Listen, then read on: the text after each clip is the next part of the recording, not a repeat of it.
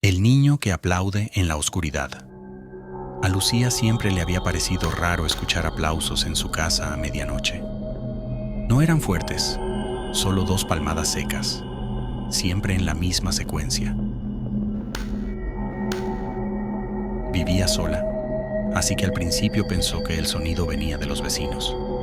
Pero una noche entendió que no. La secuencia ocurrió justo detrás de su puerta. Tomó valor y preguntó en voz baja: ¿hay alguien ahí? El silencio se estiró durante segundos, que parecieron horas. Luego, una vocecita infantil respondió desde el otro lado: no entres todavía, estoy jugando. Lucía sintió que la piel se le erizaba. Abrió la puerta de golpe. El pasillo estaba vacío. Esa misma noche, mientras trataba de dormir, las 2 palmadas sonaron otra vez. Esta vez no venían del pasillo, venían debajo de la cama. Lucía se levantó lentamente. Agachó la cabeza para mirar. No había nada, hasta que una mano pequeña emergió de la oscuridad y la tomó del mentón con suavidad.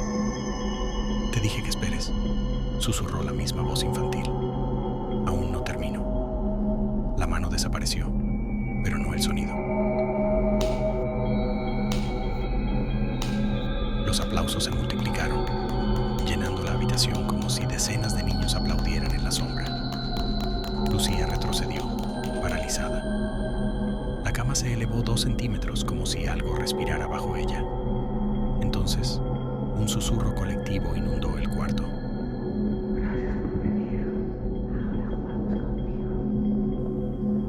La puerta se cerró de un golpe. Los aplausos cesaron. Y lo único que salió de esa habitación fue un silencio tan profundo que parecía masticar el aire. El pueblo de San Albor aparecía siempre envuelto en una neblina espesa, como si respirara a través de un velo húmedo. A las afueras, oculta entre árboles retorcidos, se levantaba una casa abandonada que todos evitaban. Sus muros parecían absorber la luz, y quienes se acercaban juraban escuchar un murmullo que no venía del viento. A Damián, recién llegado al pueblo, aquello no le provocaba miedo, sino curiosidad. Estudiaba fenómenos acústicos poco comunes y había escuchado rumores de sonidos imposibles que brotaban de aquella estructura. El misterio lo atrapó desde el primer día. Cuando cruzó el portón oxidado, la quietud lo envolvió por completo. No había pájaros, ni crujidos, ni hojas moviéndose.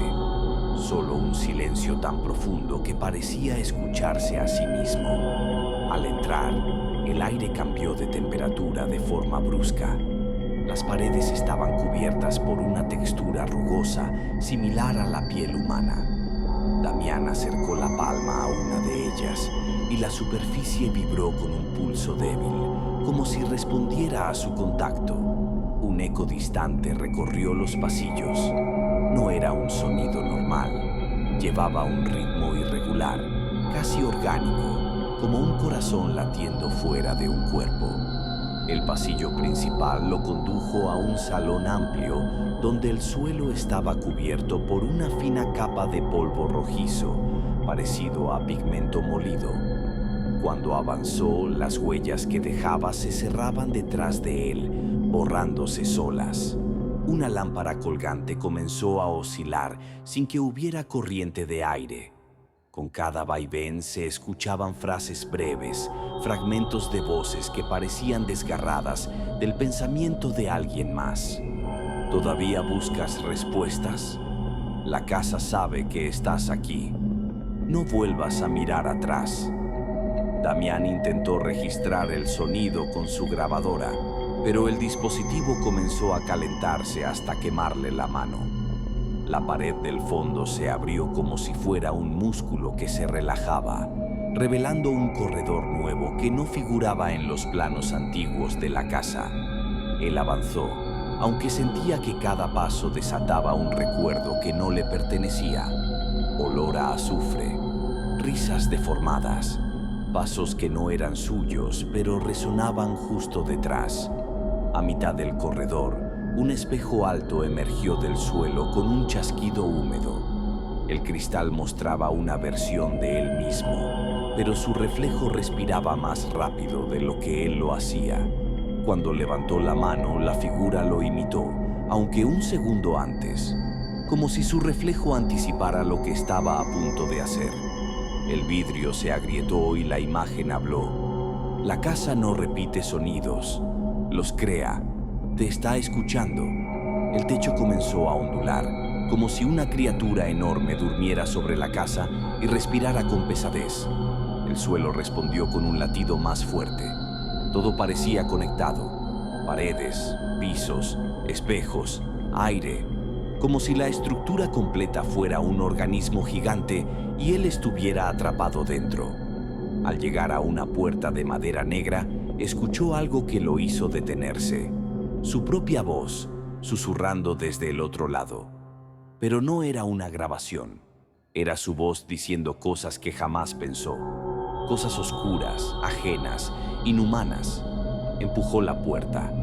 Adentro había una sala completamente vacía, salvo por un agujero en el centro, del que brotaba un resplandor púrpura que parpadeaba como un iris observándolo.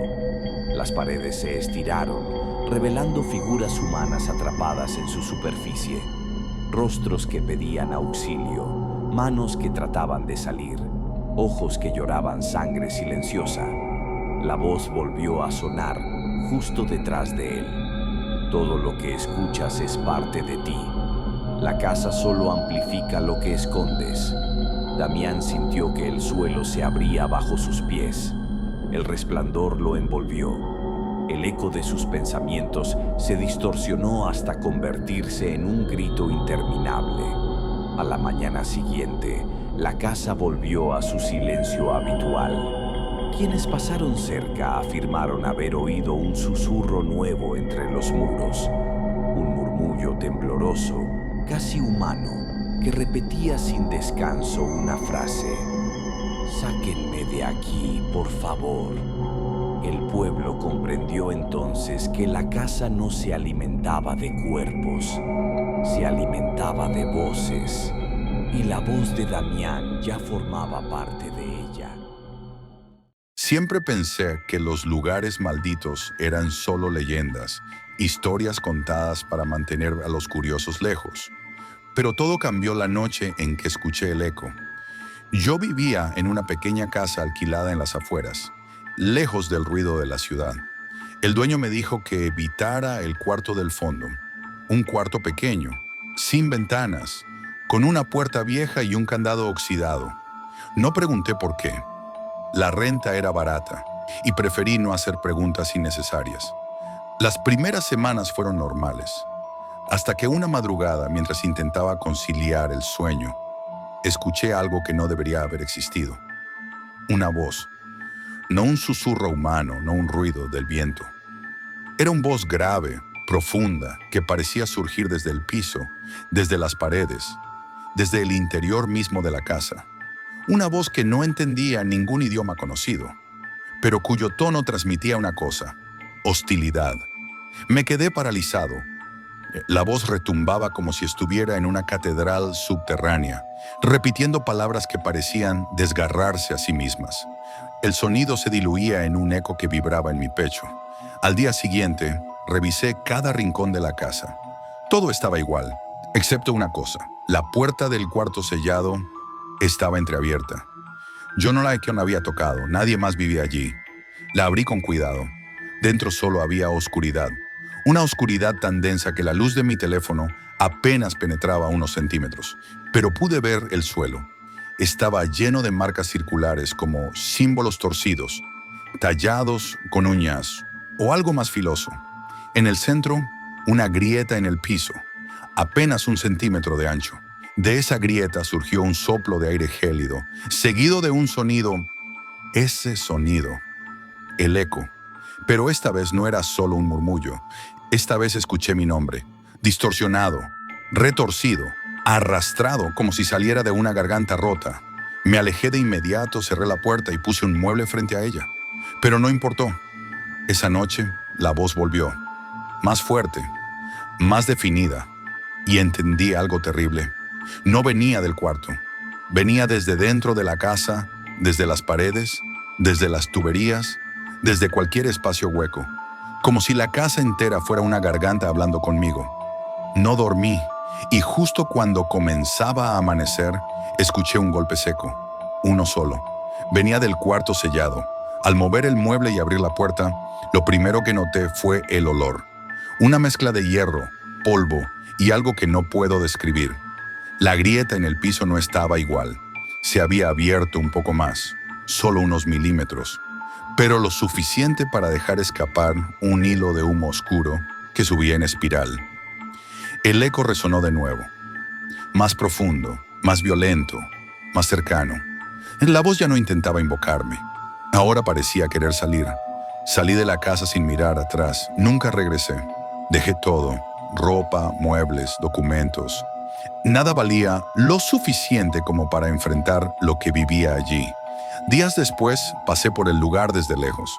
La puerta del cuarto, la que yo había cerrado con llave, estaba abierta de par en par. Y desde dentro de la casa, aunque estaba a decenas de metros, escuché claramente un eco profundo, resonante, que parecía seguirme donde quiera que fuera. Un eco que llevaba mi nombre. Un eco que, cada noche, todavía escucho justo antes de dormir. El eco de algo que nunca debí despertar. El eco de algo que aún me busca. El eco de Satanás.